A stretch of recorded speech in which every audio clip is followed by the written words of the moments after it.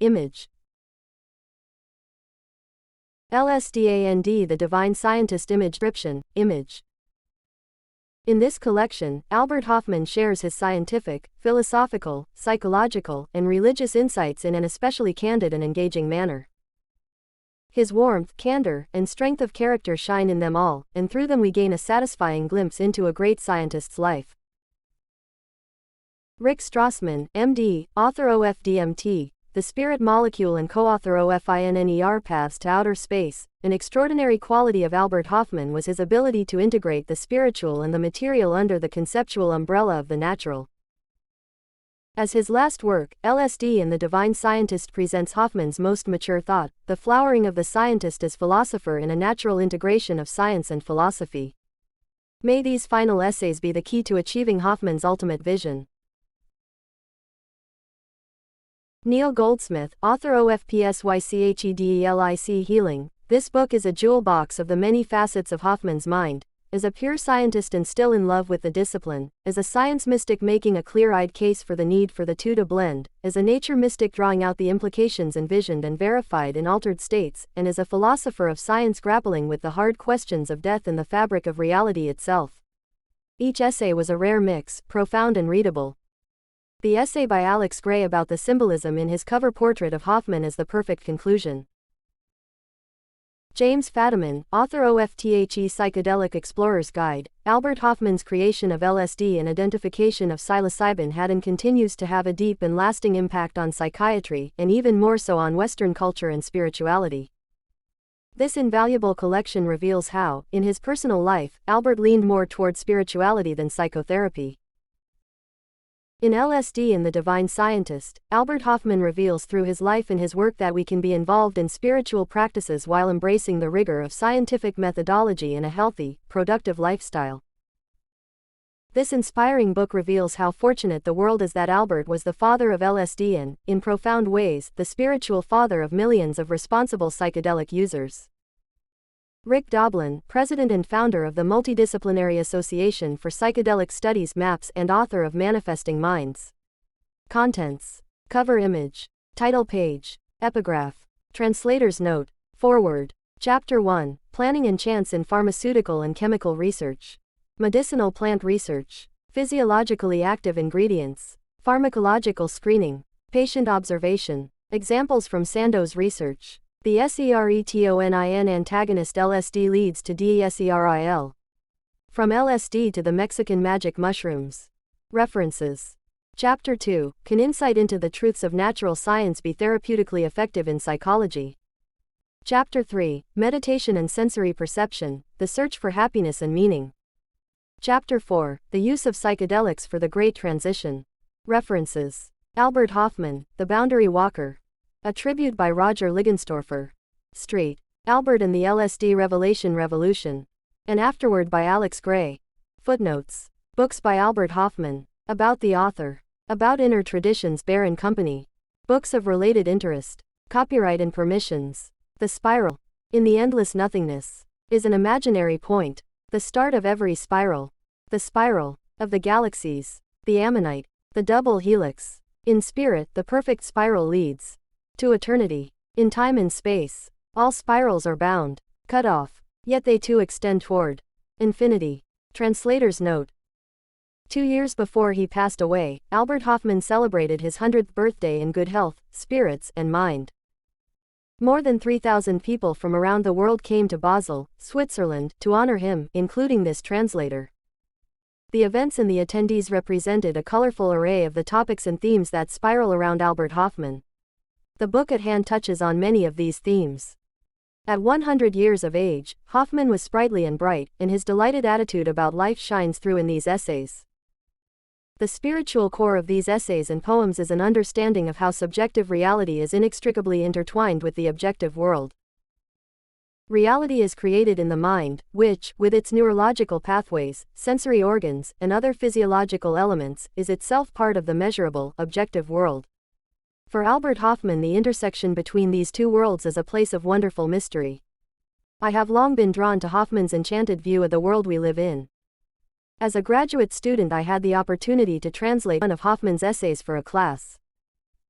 After graduating, my first translations were of Christian Rach's revisions to Hoffman and Richard Schultz's book Plants of the Gods.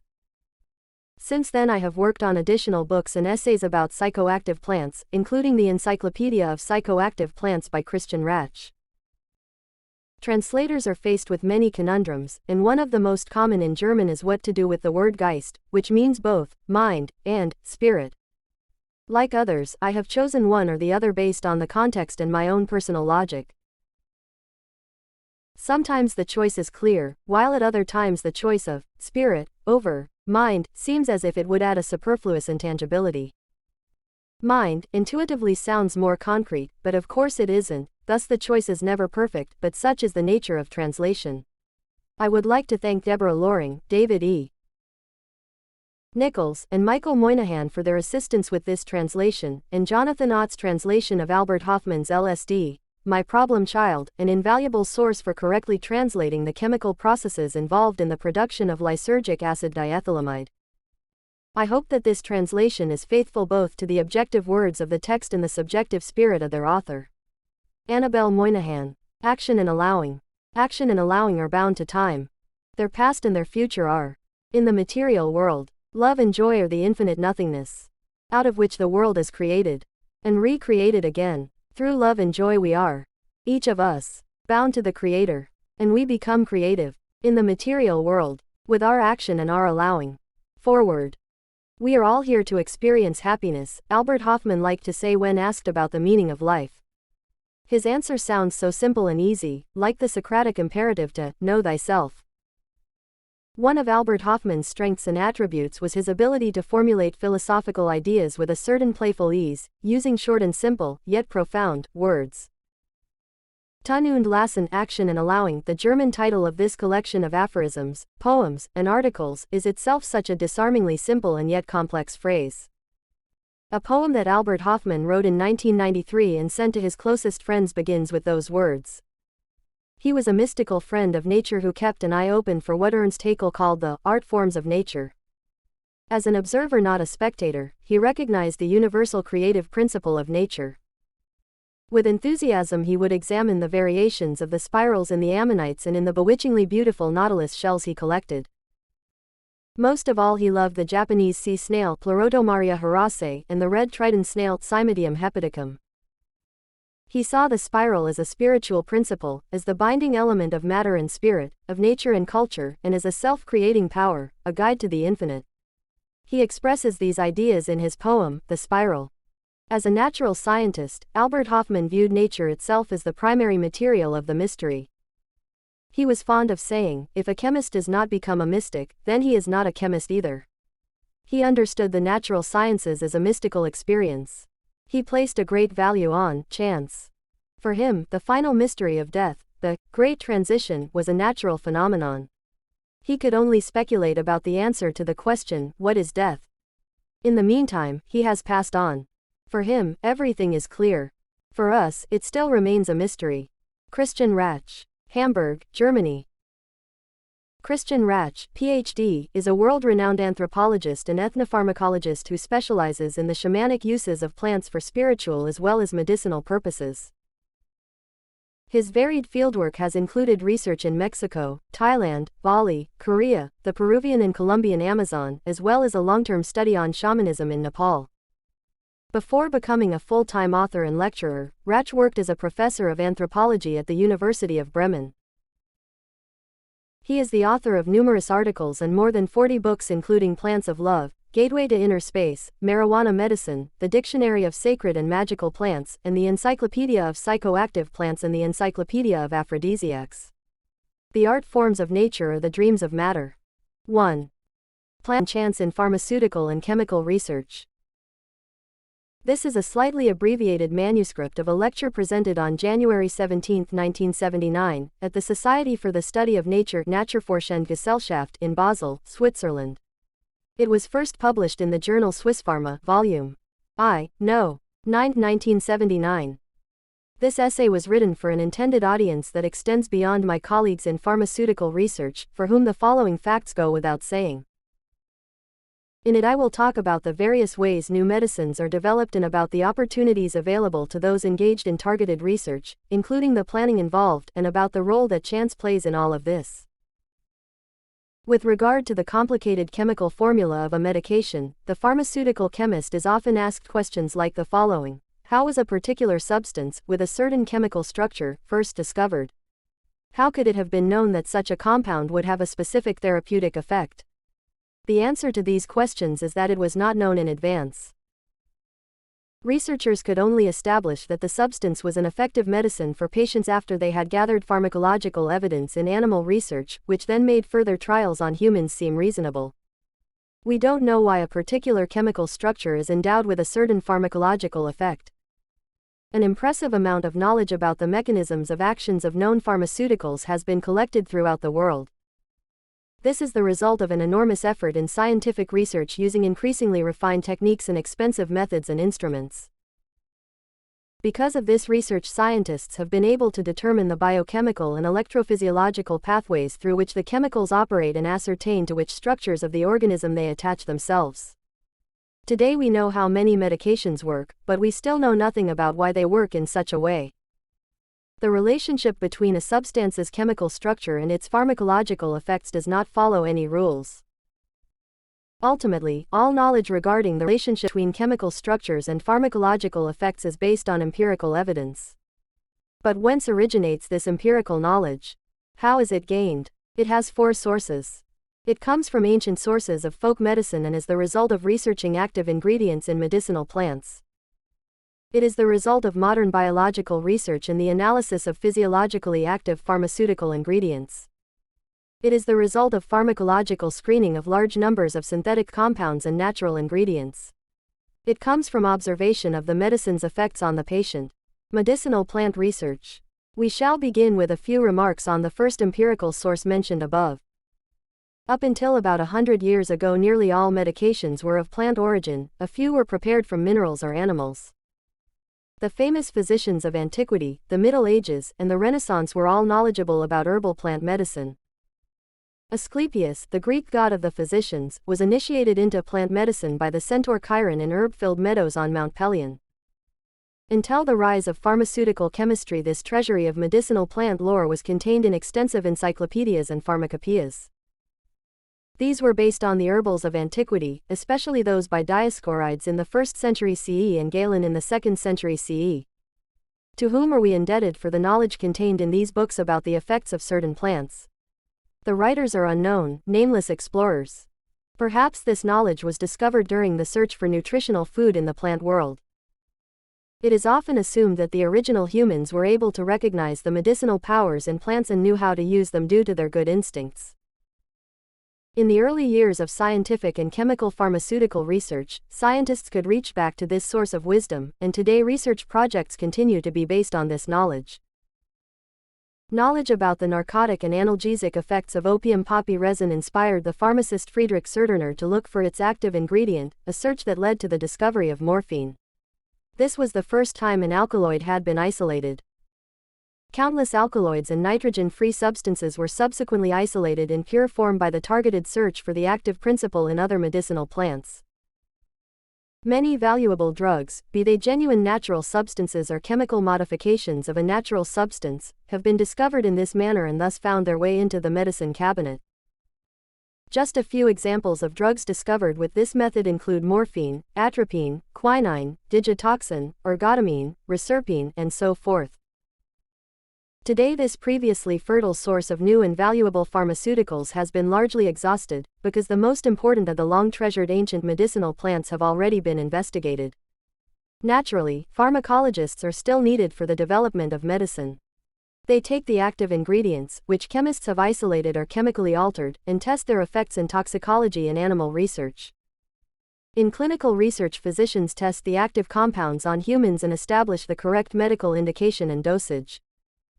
As the title of this essay suggests, I wish to limit myself as a chemist to the description of the chemistry aspect of pharmaceutical research.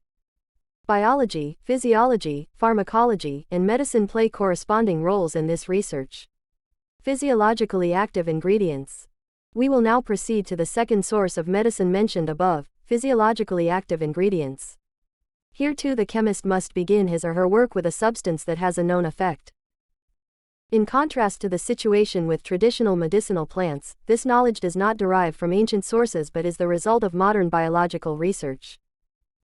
In this case, physiologists and pharmacologists base their chemical research on investigations into the functions of the various organ systems as well as of microorganisms. Such investigations led, for example, to the isolation of insulin, adrenaline, sexual hormones, adrenocortical hormone, pituitary hormones, and so on. Important medicines have been developed as a result. The discovery and isolation of vitamins, as well as of penicillin, also came about via this branch of pharmaceutical research. Using advanced methods and a refined array of instruments, researchers today are able to penetrate further into the biochemical state of the various organs.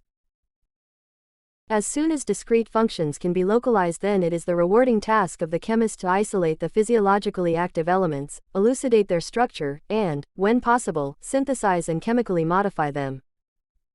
This is one of the most important and promising fields of research now available to scientists for discovering new active ingredients that might be used as medicine.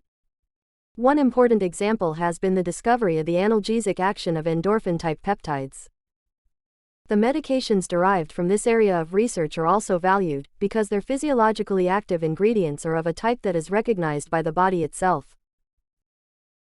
Common to both of the above methods for discovering new medicines is the fact that the research is based on a known effect for which the corresponding chemical structure is determined through the isolation and structural clarification of its active ingredients. Pharmacological screening. The other principal way in which researchers proceed by starting with a known structure and then looking for the corresponding effect is in synthetic chemistry research. This presents a third method for attaining an understanding of the relationship between the structure and the effect. A chemist engaged in synthetic research has two procedural possibilities, depending on the screening program in which he or she is working. If the research is being done within the framework of a general screening program that encompasses all possible pharmacological, biological, and microbiological tests, then there are no limits to a chemist's imagination about the synthesis of new combinations. The chemist will want to synthesize as many new chemically original or at least pharmacologically untested substances as possible. If and how these substances will work is not known. It is pure chance whether anything viable will remain after the pharmacological screening. Instant successes in the form of a new type of structure and action are rare but not impossible. The best examples are the discovery of 1,4-benzodiazepines and the formulation of Librium chlordiazepoxide. Much more common than such general screening programs, however, are targeted programs that only test a substance for specific activity. For example, a substance is tested for its psychotropic effects, or its effect on circulation, on insulin, and so forth. The chemists involved in such targeted research are no longer able to freely synthesize. For the project at hand, they must limit themselves to synthesizing substances that can be expected to have a relevant targeted effect, structures with characteristics and particular effects that are known either from personal experience or through the research literature. They then attempt to make molecular modifications, which have not yet been tested, to these structures. Inventive new structure effect models are less likely to be discovered in this line of research, but it does lead to the improvement of existing medicines. Patient observation. The fourth source of empirical knowledge about a drug's properties is the observations made by physicians of their patients. After researchers have discovered a pharmacological action in a new substance through one of the three aforementioned methods, they must clear yet another hurdle before it can be accepted as medicine. They must test it as such on the patient. However, because the pharmacological effects of a particular substance will usually vary considerably from species to species, quite often a different sort of effect manifests when it is tested on humans from what had been expected based on the animal research. In addition to the unpredictability of a substance's effects on a biological subject based on its chemical structure, there is the unpredictability of its effects on humans based on its activity in animal research. As a result, only a very small percentage of experimental preparations that end up in clinical tests prove to have a therapeutic value for humans. The regulatory requirements that experimental preparations are subject to before they are allowed in clinical tests have increased tremendously in recent years. This has come about due to past cases of drug toxicity, the worst example of which was the thalidomide affair. These cases did not usually come about due to poor procedural processes but rather the fact that only a conditional invariability exists between pharmacological effects on animals, including toxicity, and humans. The extensive data on a preparation, about its metabolism and toxicity and its effects on various animal species, that must be submitted before it is approved for clinical testing has driven up the costs of preclinical research so as to make it nearly impractical. This causes a reduction in the number of the active substances that can be tested on humans and a consequent reduction of the chances for discovering new medications. Yet even the most comprehensive testing on animals cannot exclude the possibility of negative side effects in humans. The following are a few examples of drugs with unexpected positive effects on patients. 1-Isonicotinol-2-isopropyl-hydrazine iproniazid is a substance that, on account of its bacteriostatic effect, was initially used as a tuberculosis drug. It was revealed in practice to be an antidepressant as well. A doctor observed that patients with lung disease who were treated with this drug became noticeably cheerful. The antidepressant effects of imipramine were also discovered when it was used on patients. Hydargine is a drug in the ergot group that, due to the spectrum of its pharmacological effects, was first used therapeutically against hypertension and to stimulate peripheral circulation. In medical practice, its alleviating effect on geriatric complaints was observed, and today it is used mostly in geriatric medicine. One further example, during the clinical tests of substituted aryl sulfonylalkyl ureas in the tolbutamide class of drugs, which have blood sugar lowering activity, researchers noticed that they also have chemotherapeutic qualities. It is this unpredictability, the impracticality of rationally designing chemical structures with specific pharmacological effects, let alone therapeutic effects, the impracticality of so-called drug design, that sets the boundaries for what sort of planning is possible in pharmaceutical research. Just as the possibilities for planning are limited by this unpredictability, however, the doors to chance are opened by it. When the accidental discoveries in pharmacological research are examined more carefully, though, it becomes apparent that they usually have nothing to do with pure chance but rather with what we call serendipity. The English author Horace Walpole added this word to our vocabulary in 1754 when he used it during a lecture he gave on the fairy tale, The Three Princes of Serendip. Serendip is the ancient name for Ceylon, Sri Lanka. The story is about three princes who discover, either by accident or sagacity, things other than those that they were seeking on their adventures. When imipramine was tested as a neuroleptic and iproniazid as a tuberculosis drug and antidepressant effects were discovered as a result, this was not chance at work but serendipity, which requires attentive observation. To quote Louis Pasteur, in the realm of scientific observation, luck is granted only to those who are prepared. Now I have arrived at the second part of my essay, in which I will add my own personal experiences from my professional career. Examples from Sandoz research. The operational plan laid out by Professor Arthur Stoll for his newly founded pharmaceutical department at Sandoz is an example of a research program based entirely on the first source of empirical knowledge mentioned earlier in this essay. The aim was to isolate the active principles of established medicinal plants in pure, intact form in order to provide the physician with a pure substance that could be measured and dosed. Stoll and his colleagues also developed new methods of isolation and purification for this purpose. Two drugs that were utilized from the very start of the program were ergot claviceps purpurea and squilt scilla maritima. The ancient Egyptians used squill as a remedy for edema. There is evidence that midwives used ergot as a labor-inducing drug as early as the Middle Ages. At the time Stoll was doing his research, contradictory assertions existed regarding the nature of the ingredients of these two drugs. Ergotamine gynergen, a natural ergot alkaloid. Stoll was soon able to isolate a crystallized alkaloid from the ergot. He named this ergotamine. Ergotamine was the first chemically pure alkaloid from this drug. An amorphous alkaloid preparation had already been isolated in 1906 by the Englishmen G. Barger and F. H. Carr. They called this ergotoxine because its pharmacological attributes had a more toxic character. Ergotamine, on the other hand, demonstrated the active qualities of the entire drug, a contracting effect on the uterus and a sedative action on the sympathetic nervous system. Under the trade name gynergen, ergotamine was introduced in gynecological medicine as a hemostatic for postpartum hemorrhaging and in internal medicine as a sympatholytic and sedative for the central nervous system. The ergot problem seemed to be solved. In 1936, however, the English gynecologist John Chasar Moyer established that a water extract of ergot had a powerful uterotonic effect that could not be ascribed to the concentration of ergotamine, because this alkaloid is virtually water-insoluble. 3 years later, this new, water-soluble ergot alkaloid that acted specifically on the uterus was isolated in 4 different laboratories. In England it was named Ergometrin. In Basel at the Sandoz laboratory, Stoll and Burkhardt isolated the compound that they named Ergobicine. Subsequently, the International Pharmacopoeia Commission named it Ergonovine. At the Rockefeller Institute in New York, W. A. Jacobs and L. C. Craig discovered the structural core of the ergot alkaloids, which they named lysergic acid. They demonstrated that lysergic acid and the amino alcohol L2-aminopropanol could be obtained through an alkaline hydrolysis of ergobicine.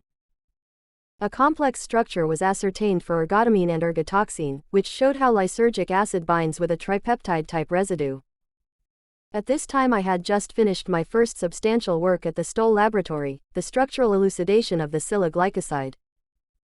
Because I was then available for a new assignment, Professor Stoll suggested I make a partial synthesis of ergobicine, in other words, a synthesis based on lysergic acid. This idea was not only of scientific interest, it had practical ramifications as well, because the medicinally valuable ergobicine was only present in very small amounts in the ergot, compared to the ergotamine and ergotoxine alkaloids. Professor Stoll warned me to expect difficulties due to the high volatility of the ergot alkaloids, but was in agreement with the research project I had planned. To obtain the lysergic acid necessary for the synthesis I could not use ergotamine but had to use the less expensive ergotoxine, which at that time was being extracted in larger quantities by Sandoz in their ergot manufacturing laboratories. During the purification of ergotoxine for the hydrolysis tests, I made observations that led me to suspect that ergotoxine was not a pure alkaloid. During tests aimed at the synthesis of ergobicine, I thus ran into a problem with ergotoxine. The solution to this problem later led to significant pharmaceutical preparations. After initial difficulties that came about due to the great instability of lysergic acid, I was able to use the Curtius method as a procedure for synthesizing amides of lysergic acid by bonding with amines.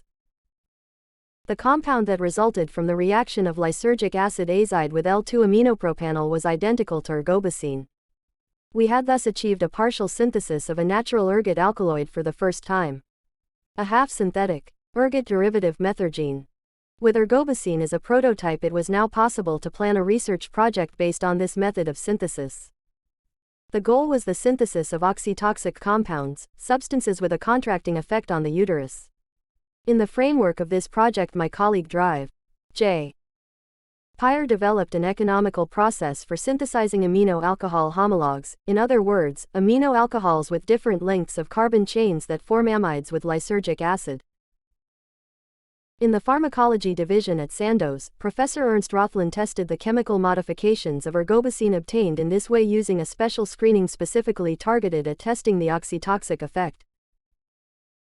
The next higher homologue of ergobicine, the modification with a side chain lengthened by 1 carbon atom, the D-lysergic acid L-butanolamide, showed optimal pharmacological qualities. This material, in maleate form, was sold for use in obstetric medicine under the brand name Methergine and is today one of the leading preparations for the treatment of postpartum hemorrhaging. The development of methergine from ergobicine is an example of making a derivative from a prototype with only minor alterations to the molecule. In a case of this sort, it can be expected that the general pharmacological effects will remain and only quantitative differences will be measured. By contrast, if greater alterations in the structure of the prototype are made, then qualitative changes in the corresponding pharmacological effects can be expected. Nevertheless, even in this case, chemists don't usually make modifications without a plan but rather base their work speculatively on structural precedents with known activity. When selecting which precedents to work from, the chemist's feelings or intuition can also come into play. A further half-synthetic, ergot derivative LSD, lysergic acid diethylamide, which I produced using the method of synthesis developed for ergobicine, was just such a speculative modification. Nicotinic acid amide was the model I worked from. It was sold under the brand name of Coramine and was a valued analeptic, circulatory and respiratory stimulant in the pharmaceutical industry. The D ring of lysergic acid is a modified nicotinic acid ring, and I had hoped, because of this structural similarity, to make a compound with a diethylamide that would also have an analeptic effect.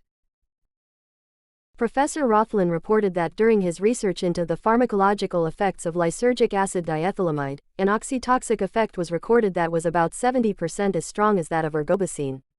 He noticed that the animals were restless during the narcotic slumber.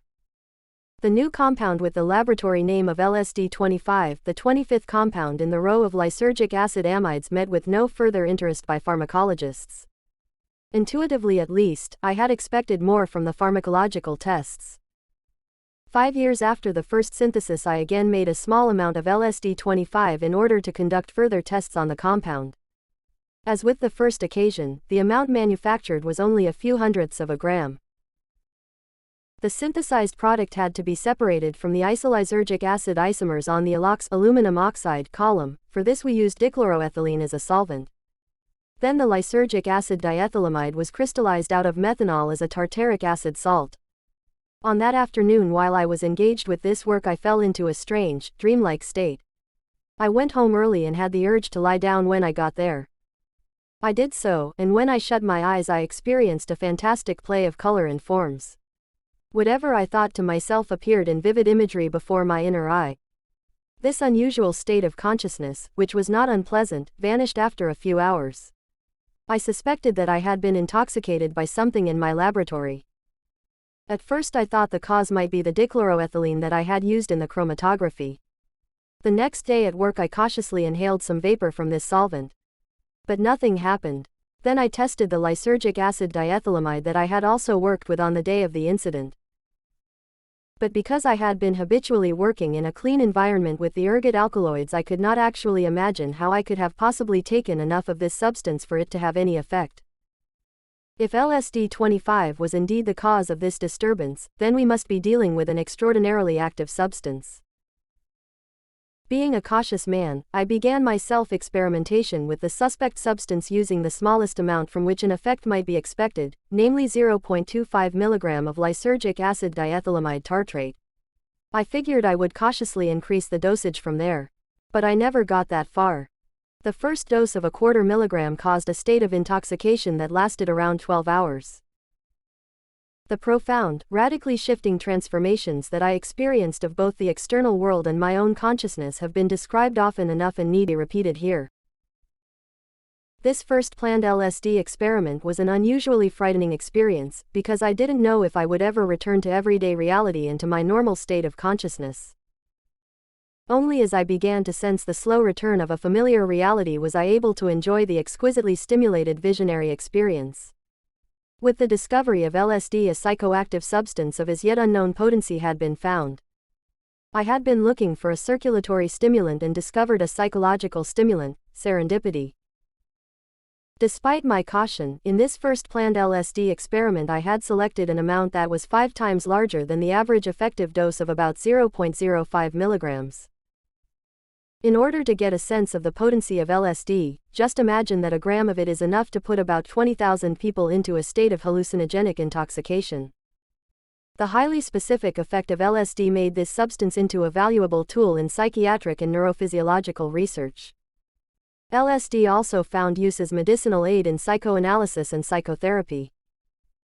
But LSD research experienced a serious setback, and one from which it has yet to recover, when the substance became swept up amid a general wave of intoxicants in the USA. For a period of time in the mid-1960s it made headlines as the #1 drug. Its misuse, in other words, the way it was used by the drug scene, bore no relationship to the actual effect and character of LSD. In many instances this led to serious accidents, and gravely damaged further LSD research. In my opinion, however, the last word has not yet been spoken about the possibility of medical applications for this effective substance. I will now discuss an aspect of pharmaceutical research that is rarely talked about in scientific publications. This is the fact that a researcher's secondary paths of investigation often lead to more significant results than the primary paths that were established on the basis of planning. Such a secondary path of investigation might be taken when a chemist follows up on so-called chance observations, or is able to follow up on them, something that is not usually allowed in strictly targeted research projects. I hit upon such a fertile secondary path myself when I pursued observations I made during the purification of the initial materials for the synthesis of ergobicine, specifically during the purification of ergotoxine. As previously mentioned, I had the impression at the time that ergotoxine was not a single alkaloid. In fact, ergotoxine can be separated into 3 different alkaloids by using an acid specifically made for salt formation with lysergic acid derivatives. One was identical to ergocristine, the alkaloid that had been isolated a short time before by Stoll and Burkhardt in the Sandoz ergot manufacturing department. The other 2 alkaloids were new. I named one ergocornine and the other ergocryptine because it had remained hidden longer in the mother liquor. Many years later it was shown that there are 2 isomers of ergocryptine. We call these alpha ergocryptine and beta ergocryptine. Hydrogenated ergot alkaloid, hydrazine and dihydroergot. At this point ergotoxine, which had been considered a single alkaloid for 30 years, had been divided into 3, or rather, 4, further discrete alkaloids. Now pharmacology tests could proceed on a firm basis. It was apparent that the contradictory reports found in the literature about the effects of ergotoxine could be traced back to the fact that the different researchers were working with different ergotoxine preparations, and it was discovered that the ratios of the active ingredients in ergotoxine preparations varied widely between different sources. I provided Professor Rothlen with not only specific ergotoxine components for pharmacological testing but also their dihydroderivatives. Jacobs and Craig of the Rockefeller Institute had shown that the exocyclic double bond of lysergic acid can be selectively hydrogenated and that dihydrolysergic acid is stable, while lysergic acid and its derivatives form an equilibrium between lysergic acid and isolysergic acid when put in a solution. The isolysergic acid derivative proved to be much less pharmacologically active than the corresponding lysergic acid derivative. Professor Rothlen and his colleagues in the pharmacology department found that the ergotoxine alkaloids stabilized by hydrogenation, dihydroergocristine and dihydroergocryptine, presented an interesting method of action that was markedly different from that of the natural, non-hydrogenated alkaloids. Instead of vasoconstriction, vasodilation, and blood pressure lowering effects, they demonstrated increased sympatholytic characteristics and a considerably reduced toxicity. Because of this profile of pharmacological effects, the dihydroderivatives of the 3 ergotoxine alkaloids were combined in a 1:1 ratio in the form of their water-soluble methane sulfonates and introduced as a therapeutic drug under the brand name hydrazine.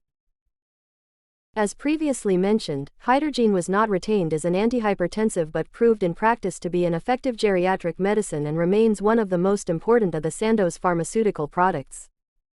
At that time I had also hydrogenated ergotamine and introduced dihydroergotamine into the pharmacological tests. The intention was only to obtain a stable ergotamine, not a pharmacologically different derivative of ergotamine. Ergotamine preparations, such as were marketed in the form of ergotamine tartrate under the name Gynergen, had the disadvantage that a higher percentage of the ergotamine they contain changes into the pharmacologically inactive isolysergic acid alkaloid ergotarminine. We hope to remedy this by using hydrogenation, which has a stabilizing effect. The hydrogenation not only had a stabilizing effect but also caused a profound change to the profile of pharmacological effects, just as it had with the alkaloids of the ergotoxine group. Compared with ergotamine and its vasoconstrictive effect, dihydroergotamine instead demonstrated a stabilizing effect on the blood pressure in the vascular system, a further strengthened sympatholysis, and less toxicity. This profile of pharmacological effects proved to be therapeutically valuable. Dihydroergotamine is now used in therapy under the brand name dihydroergot for the treatment of orthostatic hypotonia and vascular migraines. We had planned the stabilization of ergotamine, we found a new medicine. This brings me again back to LSD. Even if LSD itself had not become a therapeutically useful pharmaceutical product, it was the impetus for the development of a new medicine and indirectly led to the development of a further pharmaceutical preparation. The serotonin antagonist LSD leads to deseril. The English physiologist Sir John Gattam (1900–1965) established that LSD is a highly active serotonin antagonist. Serotonin is a broadly distributed endogenous chemical found in mammals that also plays a role in the psychological functions of biochemistry. Because serotonin is involved in the inflammation process as well as with certain forms of migraines, a serotonin inhibitor might possibly exhibit therapeutic characteristics. But LSD as such could not be used therapeutically as a serotonin inhibitor because of its psychological and hallucinogenic characteristics. Our pharmacologists therefore suggested that we search for chemical modifications of LSD that might still have the effect of being a serotonin antagonist but no longer have the hallucinogenic characteristics. Of the many LSD derivatives formulated by my colleague Franz Troxler, Brahm LSD proved to be the first serotonin antagonist without a hallucinogenic effect. With the expanded testing of other lysergic acid derivatives, an optimal serotonin antagonist was finally found in 1-methyl-D-lysergic acid, 1-hydroxybut-2-YL amide. The preparation was introduced into therapeutic use for the interval treatment of migraines under the brand name of Deseralt Sansert. As a conclusion, I want to talk briefly about further developments at Sandoz that came about in the wake of the LSD research. From LSD to the Mexican magic mushrooms. In the spring of 1957, Dr. Yves Dunant, at the time the director of the Sandoz branch in Paris, relayed an inquiry from Professor Roger Heim, director of the Laboratoire de Cryptogamie in Paris, asking whether we would like to participate in the chemical investigation of Mexican magic mushrooms Psilocybe mexicana. I happily agreed. These mushrooms were used by the native people of Mexico in religious and ritual contexts as well as for medical practices with a magical orientation. Professor Heim had already classified them botanically. He was also able to produce a number of new mushroom species in the laboratory, most of them in the Psilocybe genus. The ancient secret mushroom cult in Mexico had been rediscovered in 1954 and 1955 by the American research team of R. Gordon Wasson and his wife, Valentina Pavlovna Wasson. Previous attempts in Paris and in 2 other laboratories in the USA to isolate the active ingredients in the mushrooms had proved unsuccessful, so Professor Heim turned to us.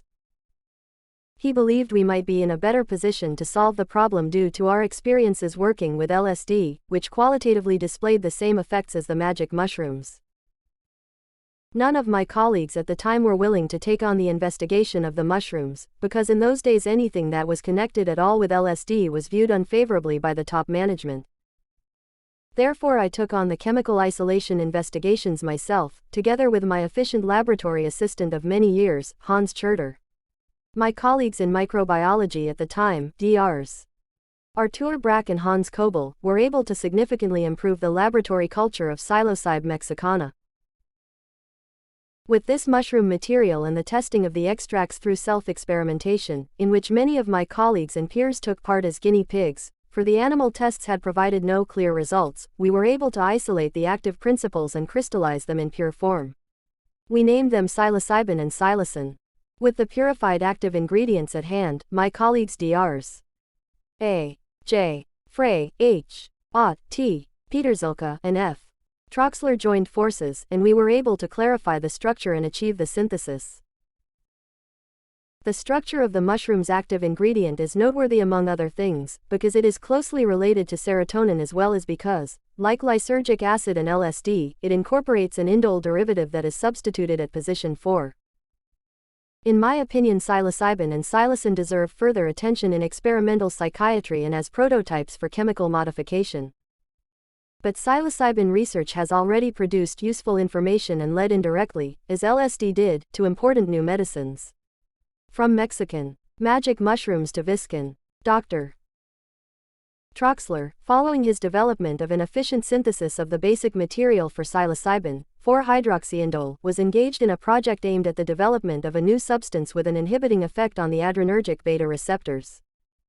Beta receptor inhibitors, beta blockers, are used therapeutically for the regulation of heart function. A well-known prototype with this effect was propranolol indirol. It had been established that substances with this type of effect are created when the isopropylamino2-hydroxypropyl side chain characteristic of propranolol forms an ether-like bond with an aromatic system of phenolic hydroxyl groups. Among the many phenols Troxler used for synthesizing the substances he would test as beta receptor inhibitors. One was the rare 4-hydroxyindole, which he had available to him although it could scarcely be found in any other laboratory in the world. And it was exactly this combination that proved to be a winner. Under the brand name Viscan, the active ingredient gained a leading position among the beta blockers, especially for the treatment of hypertonia. Without LSD, the magic mushrooms would never have ended up in our laboratory. Without the work on the magic mushrooms, 4-hydroxyindole would not have become available, and Viscan would not exist. With this I come to the end of my discussion. I hope to have shown how pharmaceutical and chemical research does not and cannot always proceed on quite as straight a path as the highly stylized articles found in scientific journals might like to make it seem. Rather it is chance, or better, what Walpole called serendipity, that often contributes a great deal to success and which will certainly continue to contribute to accomplishments in the future. References. More information from the original publications about the ergot alkaloids and their derivatives can be found in the following monographs. Berde, Bodend, and Heinz Otto Schild. Ergot alkaloids and related compounds. Berlin, Heidelberg, and New York, Springer Verlag, 1978. Hoffman, Albert. Die Mutterkornalkaloid. Stuttgart, Ferdinand Inke Verlag, 1964. Reprinted Solothurn, Switzerland, Nachtschaden Verlag, 2000. Hoffman, Albert, Roger Heim, Arthur Brack, Hans Kobel, Albert Frey, Hans Ott, Theodor Peterzilke, and Franz Troxler. Psilocybin und Psilocin, zwei Psychotrope-Wirkstoffe aus mexikanischen Zauberpilzen. Helvetica Chimica Acta 42, 1959, 1557-72. Hoffman's article about the Mexican magic mushroom, Psilocybe mexicana, research. If a chemist does not become a mystic, then he is not a chemist either. 2. Can insight into the truths of natural science be therapeutically effective in psychology? This lecture was presented at the 4th Symposium for Consciousness Studies, sponsored by the European College for Consciousness Studies Europäisches Kollegium für Bewusstseinsstudien, ECBS December 8–10, 1989, in Freiburg im Breisgau, Germany. If my answer to this question is yes, then it is based on personal experience. Because I want to talk about my personal experience, I will dare to express my own thoughts about a topic that has its proper place in psychotherapy. Because I am a chemist, this means I am stepping outside the boundaries of my discipline. The following statements, which describe how scientific insights can have psychotherapeutic effects, can be divided into 2 parts. In the first part, 1 will describe how meditating on scientific knowledge helped to alleviate a phase of severe depression in my life. In the second, more general part, I will attempt to present my view of how an increased awareness of the truths of the natural sciences could contribute a great deal toward helping people to overcome their spiritual crises and to reduce their fear, depression, and loneliness. Now for my own personal experience. In my 29th year, I fell into a severe existential and spiritual crisis. The external world became unreal and increasingly lost all meaning. Everything going on seemed pointless to me. My fellow inhabitants moved around like wooden puppets. I was completely overcome with a fear of dying. Often these symptoms were so intense that I collapsed. At night I was afraid of falling asleep, because I feared I would never wake up again. I felt guilty about the state I was in, but I could not determine what palpable sin I was burdened with. My soul was in a terrible state. Because I believed my suffering was of a purely mental sort, I tried to get out of this dire situation by applying my reason, through self-analysis and with the full force of my will. But all attempts were futile, and my fear only increased. As I was brooding one day in my room, looking out the open window, my gaze fell on a green tree in the garden. A curious relationship effortlessly arose with this tree, which penetrated the vicious circle of muddled thoughts in my head, and the path to healing was cleared. The following meditation went through my head. This tree is built in the same biochemical manner as you are. It is made up of cells with a nucleus that contains the hereditary factors and which is surrounded by a protective plasma hull, just like the cells of your body. It has come into being through the union of a female and a male cell, just like you. It develops and grows by breathing the same air as you. It is fashioned and kept alive by the same creative force as you are. The understanding that flooded my consciousness about my shared creation with this tree, which apparently lived its life unconstrained by thoughts, suddenly filled me with serenity and trust. The mental commotion and anxiety disappeared. When anxieties later began to resurface, I only had to think of Brother Tree and his serenity in order to feel protected again and supported by a shared generative spirit. It is conceivable that even with no knowledge of the natural sciences we could experience our shared creation with this tree, and consequently with the entire plant world, as an element of healing, as a spontaneous vision, such as St. Francis of Assisi experienced when he talked with the trees and animals. In my own childhood I often had such deeply uplifting experiences during moments when nature, the forest, or a meadow of flowers suddenly appeared to me in a clear light, in meaningful beauty, and gave me a feeling of blessed security. Such a visionary experience of a more profound and uplifting reality is in no way rare for children. This is what is meant by the paradise of childhood. But with adults such spontaneous mystical visions are rare, which is why in my case I believe it was the knowledge and contemplation of the scientific truth concerning man's shared creation with the tree that triggered the healing experience. I now come to the second and more general part of my observations. At this point I want to include insights from the natural sciences, insights that I believe deserve to be reawakened in the consciousness of a greater number of people and to be broadly disseminated in the public sphere. These insights have nothing to do with new research. They are scientific facts that can be read about in schoolbooks, although they are not given further consideration because they have no direct relationship to everyday life and are of no immediate use. At this point I would like to dispense with any fundamental ideology regarding the position and significance of research in the natural sciences and about the truths arrived at through this research. I do not believe that the significance of the natural sciences in the evolution of human society rests solely on the fact that they deliver technological developments in modern industry, which have fundamentally changed our life and our planet. The significance of the natural sciences lies in their ability to open people's eyes to the wonder of creation and to the unity of all life on this earth, humanity included. Gaining such a broad and holistic consciousness could become the foundation for a new spirituality. It could contribute solutions to current spiritual, social, and ecological problems. The Indian philosopher Rabindranath Tagore expressed this belief with poetic language. Through our progress in science, the wholeness of the world and our oneness with it is becoming clearer to our mind. When this perception of the perfection of unity is not merely intellectual, when it opens out our whole being into a luminous consciousness of the all, then it becomes a radiant joy and overspreading love. *1. Before I come to the examples of which truths in particular from the natural sciences should enter into general consciousness, I would like to define what is meant by truths of the natural sciences. What is truth? Pontius Pilate once asked this question, and he washed his hands of guilt. But today we know a little more. Today this question is often asked by philosophers, and especially by psychologists, and it is left open in the same sense as it was with Pilate, namely, we do not know what truth is. To put it another way, there is no truth, everything is relative, it is all just illusory. This fatalist position, which has resulted in a perceived relativization of everything and everybody, is one of the negative hallmarks of our times. It is a source of psychological instability, purposelessness, fear, and other mental afflictions. The assertion that there is no truth, that everything is relative, that it is all just illusory, is a demoralizing worldview that has had devastating consequences. These can hardly be overstated. It originates in a type of thinking that is incapable of differentiating between the subjective and the objective portions of the all-encompassing, true reality. In the following remarks I would like to try to clarify the fundamentally important difference between scientific, objective truth and truth that cannot be objectified, subjective truth.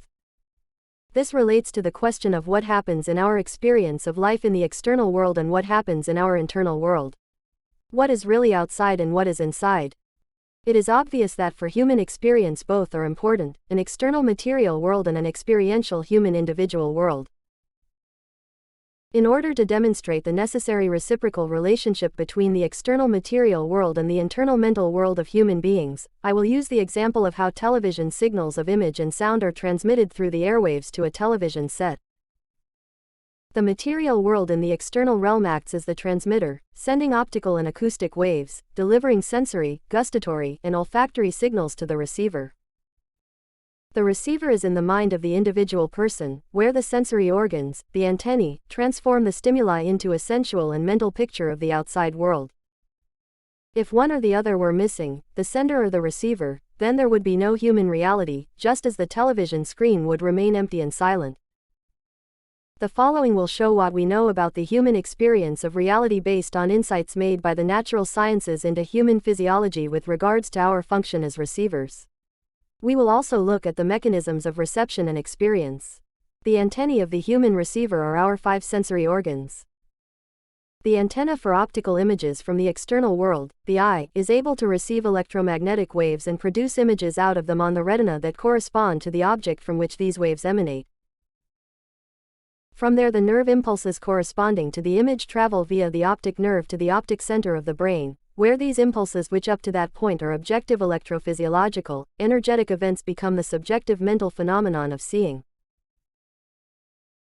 It is important to keep in mind that our eye and our inner mental picture screen use only a very small section of the enormous spectrum of possible electromagnetic waves in order to make the outer world visible. While the electromagnetic wave spectrum encompasses wavelengths that range from a billionth of a millimeter, as in X-rays, to radio waves of many meters long, our ocular apparatus recognizes only a very narrow section of wavelengths, between 0.4 and 0.7 thousandths of a millimeter. Only this very limited section of the entire spectrum can be received by our eyes and understood as light. Within this narrow section of visible waves, humans are capable of perceiving and distinguishing the various wavelengths between 0.4 and 0.7 as different colors. It is important to keep in mind that there are no colors in the external world. People are not generally conscious of this fundamental fact. What we see as color in an object that exists in the outer world is exclusively material that transmits electromagnetic waves of certain lengths. When an object that is struck by light reflects back waves of 0.4 thousandth of a millimeter, then we say it is blue. But if the object sends waves of 0.7, then we describe this optical experience as red. It is impossible to determine if all people have the same experience of color when they perceive the same electromagnetic wavelength. The perception of color is a purely mental and subjective event that takes place in the inner realm of the individual. The world of color, as we have seen, does not exist objectively in the outer world but is created on the mental picture screen in the interior of the individual human being. In the auditory realm, corresponding relationships exist between the senders in the outer world and the receivers in the internal one. The antenna for acoustic signals, the ear, in its function as a part of the human receiver, only has a limited range of reception. As with colors, sound does not exist objectively. What is objective in the process of hearing is, again, waves. Wave-like compressions and rarefaction of the air are registered by the eardrum in the ear and transformed into the mental experience of sounds in the primary auditory cortex of the brain. Our personal receiver for acoustic waves responds to those in the range between 20 oscillations per second and 20,000 oscillations per second, which correspond, respectively, to the lowest and the highest sounds perceptible by human beings. Other aspects of reality that are perceived by the remaining 3 senses of taste, smell, and touch are also the results of a reciprocal interaction between material and energetic senders in the outer world and the mental receivers in the inner realm of the individual human being. I need not describe them here in detail. This information can be found in any physiology textbook. It should only be noted that the senses of taste, smell, and touch, just like color and sound, cannot be determined objectively. They exist only on the mental picture screen in the internal realm of the individual human being. From these considerations, it follows that the world as we perceive it with our eyes and other sensory organs is a reality uniquely tailored for humans. It is determined by the capabilities and limitations of the human sensory perception. Animals with different sensory organs, with antennae that respond to different types of waves and wavelengths than humans, see and experience the external world in a completely different way. They live in a different reality. The metaphor of reality is the product of a sender and receiver demonstrates that the seemingly objective picture of the external world, what we call reality, is actually a subjective image. This basic fact shows that the picture screen does not exist in the outer world but only in the inner realm of every human. All individual human beings carry their own, personal picture of reality, a picture created by their own private receptors, inside themselves. Every human being has their own true worldview that can be perceived with their own eyes and other sensory organs. But is there a part of these individual worldviews that might be true in a sense that is objectively valid for all human beings? It is the material that can be objectively confirmed and measured by means of the scientific method. It is what we have referred to as the transmitter or sender. There is only one sender. There is only one scientific reality, but there are as many subjective worldviews as there are receivers, in other words, individual human beings. Now I would like to talk about the great transmitter that sends such objective data that is true for all human beings. What is it made of? It consists of matter and energy and nothing more. Matter, which is characterized by its chemical and physical qualities, and energy, which comes in the forms of radiation and thermal, electrical, and mechanical energy. Everything